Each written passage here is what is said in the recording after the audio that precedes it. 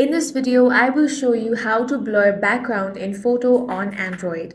If you want to blur the background in your photo on your Android device, then the first thing you want to do is open the Gallery app.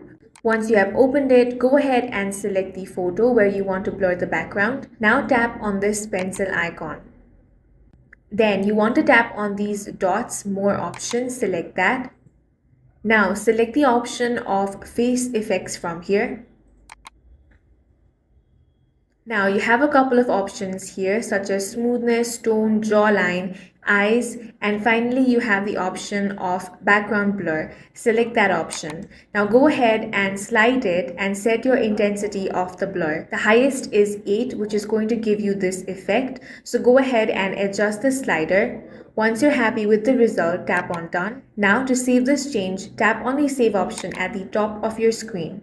Once you do that, as you can see, you have successfully blurred the background in your photo. That's all for this video. If you found it useful, make sure to hit the like button and subscribe for more videos like this.